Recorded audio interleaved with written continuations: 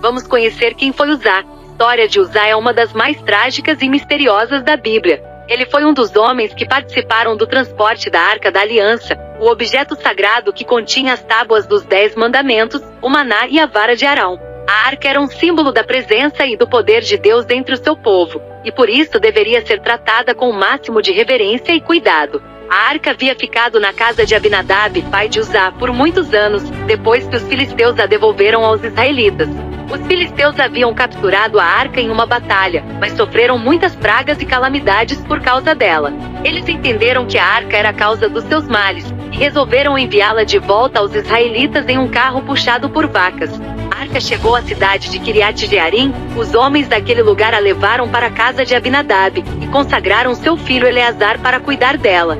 A Bíblia não diz se Uzá e seu irmão Aió também eram responsáveis pela guarda da arca, mas é provável que eles tivessem algum contato com ela durante os anos que ela ficou na casa de seu pai.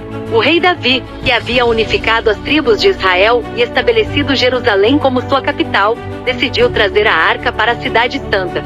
Ele queria construir um templo para Deus e colocar a arca no lugar mais sagrado do santuário.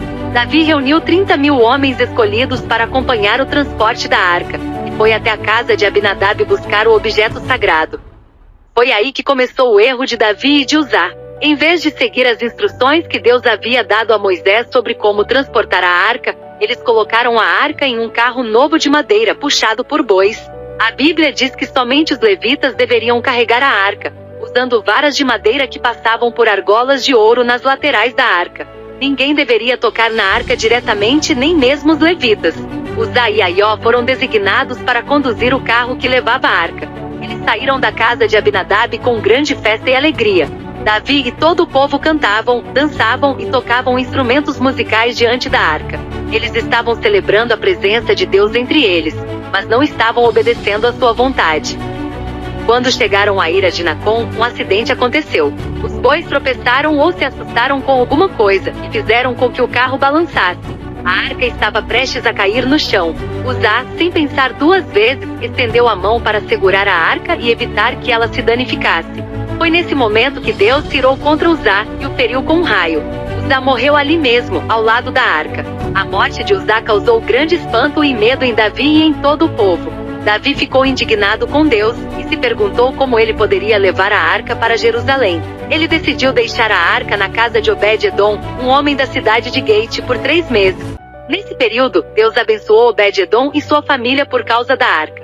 Davi então percebeu que Deus não estava contra ele, mas contra o seu erro. Ele se arrependeu de ter transportado a arca de forma errada, e resolveu fazer tudo conforme Deus havia ordenado. Ele chamou os levitas para carregar a arca nos seus ombros, usando as varas de madeira. Ele também ofereceu sacrifícios de bois e carneiros a cada 6 passos que davam com a arca. Desta vez, Deus abençoou Davi e todo o povo. Eles levaram a arca para Jerusalém com grande júbilo e louvor. Davi dançou diante da arca com todas as suas forças, vestido com um manto sacerdotal de linho. Ele também distribuiu pão, carne e passas para todo o povo. A arca foi colocada em uma tenda que Davi havia preparado para ela, até que o templo fosse construído por seu filho Salomão. A história de Uzá nos ensina algumas lições importantes. A primeira é que Deus é santo, e deve ser adorado com reverência e obediência. Não podemos nos aproximar de Deus do jeito que quisermos, mas do jeito que Ele quer. Ele nos revelou a sua vontade na sua palavra, e devemos segui-la com fidelidade e temor. A segunda lição é que Deus é misericordioso, e perdoa os nossos erros quando nos arrependemos e buscamos a sua graça. Davi errou ao transportar a arca de forma errada, mas reconheceu o seu pecado e mudou de atitude. Deus o perdoou e o abençoou, e cumpriu a sua promessa de estabelecer o seu reino para sempre. A terceira lição é que Deus é soberano, e faz todas as coisas conforme o seu propósito. Ele permitiu que Uzá morresse para mostrar a sua santidade e a sua glória.